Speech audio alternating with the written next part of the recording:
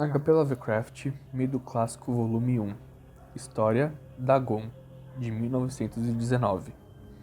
Escrevo isto sob uma pressão mental considerável, já que, à noite, não mais existirei. Sem um centavo e ao fim de meu suprimento de drogas, que é a única coisa que mantém a vida suportável, não posso mais aguentar a tortura, e deverei lançar-me da janela deste sótão para a rua esquádrida lá embaixo.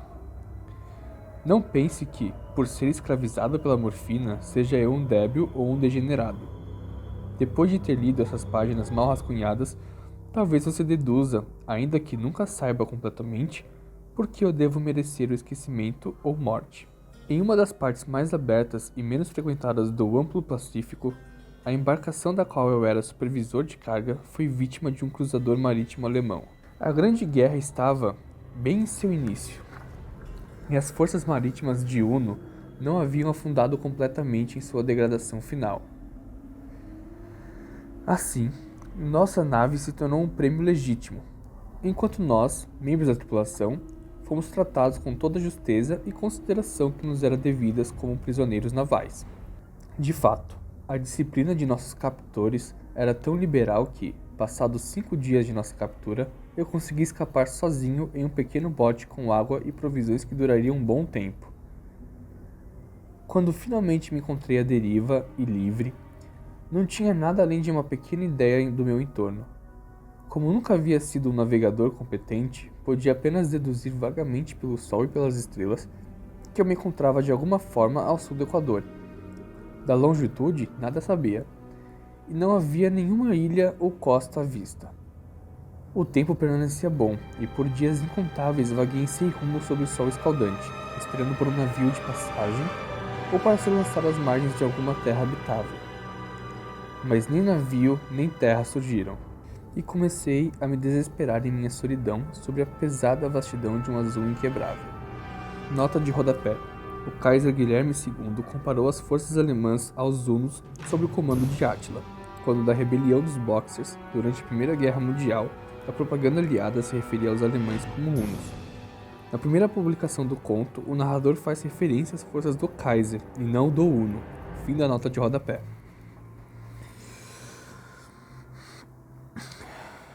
A mudança se deu enquanto eu dormia. Dos detalhes eu nunca saberei. Meu sono, ainda que problemático e infestado de sonhos, foi ininterrupto. Quando finalmente despertei-me, descobri meio sugado pela imundície viscosa de um infernal lodo negro que se estendia sobre mim em ondulações monótonas, tão longe quanto eu podia ver e no qual meu barco jazia aterrado a alguma distância. Embora seja possível imaginar que minha sensação inicial teria sido de espanto diante de uma mudança de cenário tão prodigiosa e inesperada, em realidade eu estava mais horrorizado que atônito, pois havia no ar e no solo putrefato uma qualidade sinistra que me enregalava o âmago. A região estava pútrida, com as carcaças de peixes em decomposição e de outras coisas menos descritíveis que vi irrompendo da lama imunda da planície sem fim. Talvez eu não devesse esperar transmitir em meras palavras a hediondeza indizível que pode habitar o silêncio absoluto e a imensidão estéril. Não havia nada para ouvir ou ver, exceto uma vasta extensão de lodo negro. Ademais, a perfeita completude da calmaria e homogeneidade da paisagem me oprimiam com um medo nauseante. O sol ardia, baixando de um céu que me parecia quase negro em sua crueldade sem nuvens, como se refletisse o brejo escurecido sob meus pés. Enquanto rastejava para o barco encalhado, percebi que apenas uma teoria poderia explicar minha posição. Por causa de uma erupção vulcânica sem precedentes, uma porção do solo oceânico deve ter sido lançada à superfície, expondo regiões que por inumeráveis milhões de anos jazeram escondidas nas insondáveis profundezas aquosas. Tão grande era a extensão da nova terra que se erguera sobre mim, que eu não podia detectar o mais débil ruído do oceano crescente, ainda que esforçasse ao máximo os meus ouvidos. Nem havia qualquer ave marinha para rapinar as coisas mortas. Por várias horas permaneci sentado, pensando ou cismando no barco que jazia de lado e lançava uma leve sombra enquanto o sol se movia pelo céu. Conforme o dia avançava, o solo perdeu um pouco de sua viscosidade e parecia suficientemente seco para os propósitos de uma viagem de curto período. Aquela noite eu dormi, mas pouco, e no dia seguinte preparei uma mochila com alimento e água, arranjados para uma jornada por terra em busca do mar desaparecido e de um possível resgate.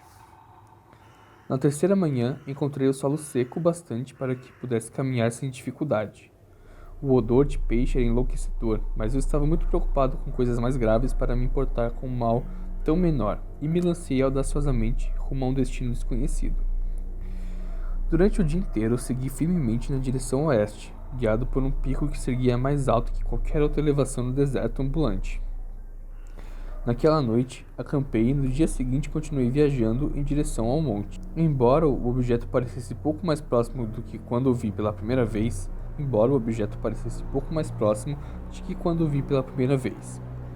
Na quarta noite, alcancei a base do monte, que se revelou muito mais alto do que parecia à distância. Um vale interposto que se lançava em um relevo mais nítido, a partir da superfície geral. Cansado demais para escalar, dormi na sombra do morro. Não sei por que meus sonhos foram tão selvagens naquela noite, mas antes que a lua decadente e fantasticamente gibosa se erguesse sobre a planície oriental, acordei suando frio. Determinado a não mais dormir, as visões que experimentei foram demais para que pudesse suportá-las novamente. E sob o brilho da lua percebi o quão imprudente eu fora por viajar durante o dia. Sem o brilho do sol abrasador, minha jornada teria me custado menos energia. De fato, agora me sentia bem mais capaz de realizar a subida que havia me dissuadido durante o pôr do sol. Pegando minha mochila, parti para a crista da elevação. Já disse que a monotonia inquebrantável da planície ambulante era para mim uma fonte de vago horror, mas acredito que meu horror tenha sido maior quando ganhei o topo do monte e olhei para o outro lado, para dentro de um poço ou cânion imensurável, cujos recessos negros a lua ainda não viesse erguida o suficiente para iluminar. Sentia-me no limite do mundo, espreitando pela borda o caos insondável de noite eterna. Em meu terror correram curiosas reminiscências do paraíso perdido e da hedionda escalada de Satã pelos disformes reinos da escuridão. Enquanto a lua escalava mais alto no céu, comecei a perceber que as encostas do vale não eram tão perpendiculares quanto eu imaginara. Rebordos e protuberâncias de rochas ofereciam apoios para uma descida muito mais fácil. E depois de algumas poucas centenas de metros, o declive se tornava bastante gradual. Instigado por um impulso que não posso analisar de forma definitiva, desci pelas rochas e parei na encosta mais gentil logo abaixo.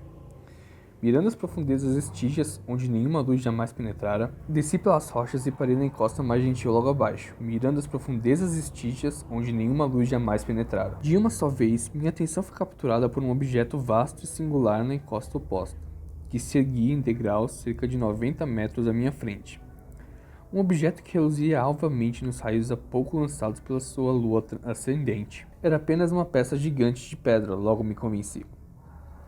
Mas eu estava consciente de uma impressão distinta de que seu contorno e posição não era apenas uma obra da natureza. Um escrutínio mais próximo me preencheu de sensações que não consigo expressar, pois, apesar de sua enorme magnitude e de sua localização em um abismo adormecido no fundo do mar desde que o mundo era jovem, percebi, para além de qualquer dúvida, que o objeto estranho era um monolito bem formado cujo volume massivo conhecera o labor, talvez a adoração de criaturas pensantes. Confuso e aterrorizado, embora não sem uma certa sensação de deleite de cientista ou arqueólogo, examinei meus arredores mais de perto.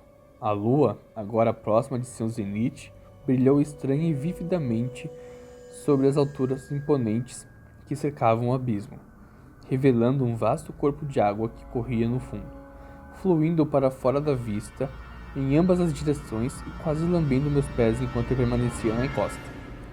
Através do abismo, as ondulações lavavam a base do ciclópico monolito, em cujas superfícies eu agora percebia tanto inscrições quanto esculturas rudes. A criatura era em um sistema de hieróglifos, desconhecidos por mim, diferentes de tudo que eu já vira em livros, consistindo em sua maior parte de símbolos aquáticos estilizados, tais como peixes, enguias, polvos, crustáceos, moluscos, baleias e coisas do tipo. Diversos caracteres representavam obviamente coisas marinhas desconhecidas pelo mundo moderno, mas cujas formas em decomposição eu observara na planície que se erguera do oceano. Era um entalhe pictórico, contudo, que mais me enfeitiçava, plenamente visível através da água interveniente, em virtude de enorme tamanho, havia uma sequência de baixos relevos cujos temas teriam despertado a inveja em Doré. Acredito que aquelas coisas deveriam retratar homens, pelo menos certo tipo de homens.